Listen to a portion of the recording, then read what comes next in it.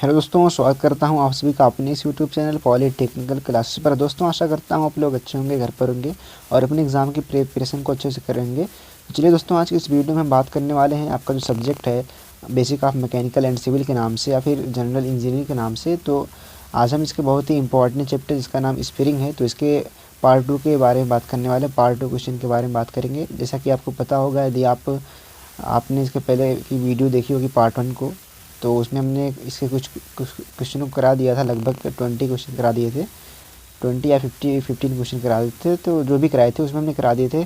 बाकी इस वीडियो में जितने भी इम्पॉर्टेंट क्वेश्चन बचे हैं, इम्पॉर्टेंट क्वेश्चन आपके ऑनलाइन एग्ज़ाम ऑब्जेक्टिव जो होने वाला है उससे रिलेटेड जो भी इम्पॉर्टेंट क्वेश्चन बचे हैं, तो इस पार्ट 2 वाले में कराने वाले हैं।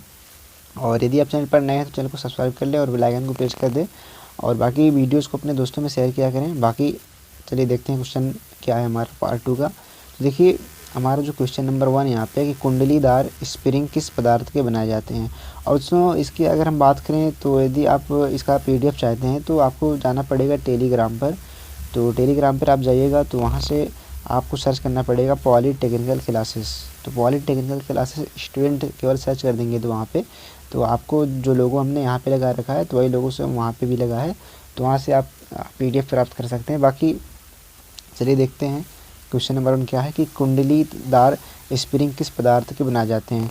देखिए, स्प्रिंग के बारे में हमने इसके पहले की वीडियोज़ में डिस्कस कर लिया था कि स्प्रिंग क्या होती है या फिर इसके यूज़ क्या होते हैं।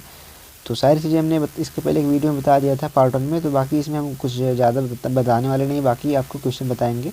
तो देखिए क्वेश्चन 1 क्या है कि कुंडलीदार स्प्रिंग किस पदार्थ के बनाए जाते हैं। देखिए, कुंडलीदार जो स्प्रिंग होता है किस पदार्थ का बनाया जाता है। ऑप्शन ए कार्बन इस्पात का, या फिर ऑप्शन सी सिलिकॉन इस्पात का, या फिर ऑप्शन सी दोनों, या फिर ऑप्शन डी इनमें से कोई नहीं। देखिए, जो हमारा कुंडलीदार स्प्रिंग होता है दोस्तों, वो कार्बन इस्पात का भी बनाया जाता है, सिलिकॉन इस्पात का भी बनाया जाता है। तो यहाँ पे मतलब ऑप्शन सी दोनों हो जाएगा। तो यहाँ पे क्या हो जाएगा, ऑप्शन सी क्वेश्चन नंबर 1 का राइट हो जाएगा।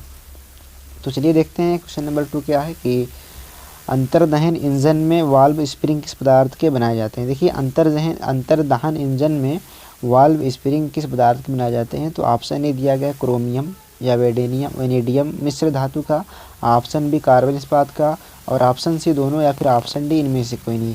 दोस्तों देखिए, जो अंतर्दहन इंजन में वाल्व स्प्रिंग जो लगी होती है वो किस पदार्थ का बनाया जाता है। तो हमारा जो बनाया जाता है इसमें किस पदार्थ का बनाते हैं, क्रोमियम तथा वेनेडियम मिश्र धातु का बनाया जाता है। क्रोमियम और वेनेडियम की मिश्र धातु होती है, तो उसी धातु का यूज करके हम वाल्व स्प्रिंग बनाते हैं। तो आप इसको यहाँ से क्वेश्चन नंबर 2 का आंसर ए हो जाएगा। इसको आप याद रखिएगा कि क्रोमियम और वेनेडियम मिश्र धातु का हम अंतर्दहन इंजनों में वाल्व स्प्रिंग बनाते हैं। बाकी देखते हैं क्वेश्चन नंबर 3 क्या है यहाँ पे कि पत्तीदार स्प्रिंग की पत्तियां किस पदार्थ की बनाई जाती है। देखिए, पत्तीदार स्प्रिंग की जो पत्तियां होती हैं वो किस पदार्थ की बनाई जाती हैं। ऑप्शन है मैग्नीज इस्पात की, या फिर सिलिकॉन इस्पात की, या फिर कार्बन इस्पात की, या फिर दोनों से, या फिर इनमें से कोई नहीं। देखिए, जो पत्तीदार स्प्रिंग की पत्तियां होती हैं वो हमारी बनाई जाती हैं किस पदार्थ से। तो हमारा जो पदार्थ होती यूज हम करते हैं वो हमारा होता है मैग्नीज इस्पात या फिर सिलिकॉन इस्पात। तो मैग्नीज और सिलिकॉन का यूज करके हम पत्तीदार स्प्रिंग की जो पत्तियां होती हैं उनको हम बनाते हैं। और कार्बन इस्पात का यूज़ तो अलग ही होता है। और यहाँ पे ऑप्शन सी दोनों होगा नहीं, केवल यहाँ पे क्या होगा, ऑप्शन ही होगा। तो क्वेश्चन नंबर 3 का ऑप्शन ही हो जाएगा। तो इस सब सारे जितने क्वेश्चन हैं आप इसको याद रखिएगा। और बाकी देखते हैं क्वेश्चन नंबर 4 क्या है कि मरोड़ कुंडलीदार स्प्रिंग का यूज़ करते हैं। देखिए, मरोड़ कुंडलीदार जो स्प्रिंग होती है उसका हम यूज़ कहाँ पर करते हैं। ऑप्शन है दरवाज़ों के कब्जों में, ऑटोमोबाइल के स्टार्टरों में, और यहाँ पे क्या लिखा है, ब्रेकों में और क्लचों में। देखिए, मरोड़ कुंडली का जो यूज़ है हमारा यहाँ पे, तो हमने कोई यहाँ पे देखिए क्वेश्चन कई ऑप्शन इसके नहीं दिए, केवल एक ही ऑप्शन दिया है। इसलिए दिया क्योंकि आपसे पूछा जा सकता है कि दरवाज़ों कब्जों में हम किस स्प्रिंग का यूज़ करते हैं, तो आपको बताना पड़ेगा मरोड़ कुंडलीदार। और अगर पूछ लिया मान लीजिए ऑटोमोबाइल के स्टार्टों में किसका यूज़ करते हैं, तो तब भी वहाँ पर मरोड़ कुंडली हो जाएगी। और यदि ब्रेकों में पूछ लिया, फिर क्लचों में पूछ लिया, तब भी वहाँ पर क्या हो जाएगा, मरोड़ कुंडलीदार स्प्रिंग का हम यूज करते हैं। देखिए, क्वेश्चन कई तरीके से पूछा जा सकता है, ज़रूरी नहीं जिस प्रकार से हम बता रहे हैं ऐसे पूछ ले। तो क्वेश्चन को दोनों तरीके से आपको हल करना, मतलब याद सॉल्व करना आना चाहिए, ताकि एग्ज़ाम में कोई प्रॉब्लम ना होने पाए। बाकी थ्योरी को पढ़ते रहिए थोड़ा थोड़ा, और क्वेश्चन को जो बता रहे हैं इनको पढ़ते रहिए, तो सारी चीज़ें सारे कॉन्सेप्ट अगर क्लियर हो जाएंगे तो एग्ज़ाम में कहीं से भी क्वेश्चन आएंगे तो कोई प्रॉब्लम नहीं होगा। बाकी देखते हैं क्वेश्चन नंबर 5 क्या है कि पत्तीदार स्प्रिंग का यूज करते हैं। देखिए पत्तीदार स्प्रिंग का हम यूज कहाँ करते हैं, हमने लिखा है कि इसका प्रमुख उपयोग मोटर गाड़ियों में झटका सूखने, ब्रेक लगाने तथा चलाने के समय पार्श्व भारों एवं बल घूर्णनों को सहन करने, इन चीज़ों के लिए हम क्या करते हैं, पत्तीदार स्प्रिंग का यूज करते हैं। तो देखिए फिर से देख लीजिए, पत्तीदार जो स्प्रिंग का यूज करते हैं हम, इसका जो प्रमुख उपयोग होता है मोटर गाड़ियों में झटका सूखने के लिए, ब्रेक लगाने के लिए तथा चलाने के समय, यानी कि मोटर गाड़ी चलाने के समय पार्श्व भारों एवं बल घूर्णनों को सहन करने के लिए।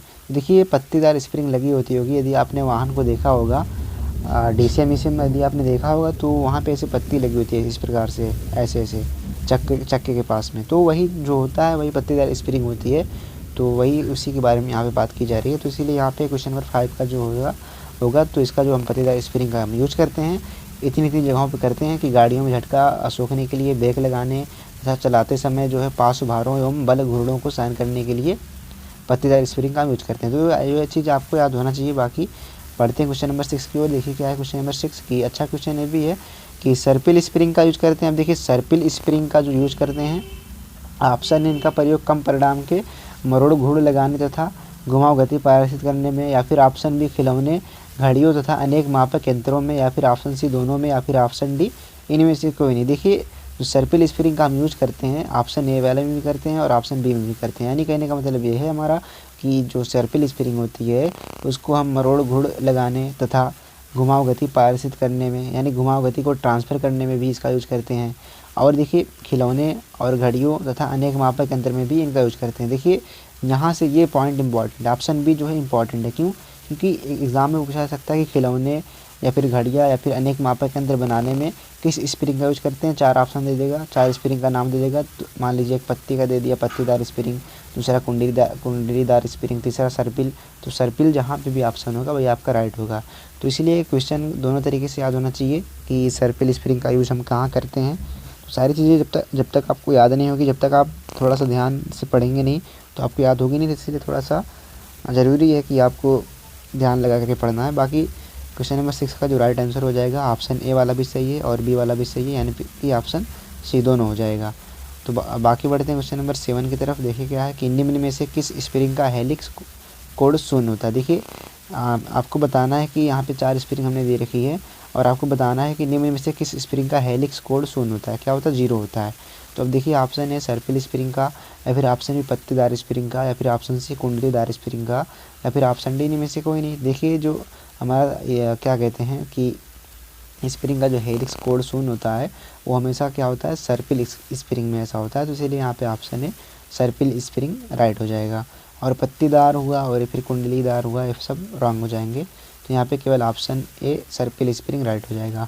बाकी देखते हैं क्वेश्चन नंबर 8 क्या है कि निम्न में से किस स्प्रिंग का यूज़ 520 किलो न्यूटन तथा उच्च संपीड़न के वहन करने के लिए प्रयोग करते हैं। यानी कि 4 स्प्रिंग का नाम दिएगा, आपको बताना है कि किस स्प्रिंग का हम जो यूज करते हैं 520 किलो न्यूटन तक उच्च संपीड़न को वहन करने के लिए प्रयोग में लाते हैं। तो देखिए ऑप्शन ए सर्पिल स्प्रिंग, या फिर ऑप्शन बी डिस्क या विले स्प्रिंग, या फिर ऑप्शन सी पत्तीदार स्प्रिंग, या फिर ऑप्शन डी इनमें से कोई नहीं। देखिए जो यहाँ पे हमारा राइट आंसर हो जाएगा क्या हो जाएगा, डिस्क या वेले स्प्रिंग। मतलब कहने का यहाँ पे है कि अगर हम डिस्क या वेले स्प्रिंग का यूज कर देते हैं तो वो क्या करता है, उसके अंदर इतनी क्षमता होती है कि वो 520 किलो न्यूटन तक उच्च संपीड़न को वहन करने के लिए उसके अंदर मतलब क्षमता होती है। 520 किलो न्यूटन तक उच्च संपीड़न को वहन करने की क्षमता डिस्क या वेले स्प्रिंग के अंदर होती है। तो इसीलिए यहाँ पे ऑप्शन बी राइट हो जाएगा और ऑप्शन सी और option A option C wrong हो जाएंगे, या डी भी रॉन्ग हो जाएगा।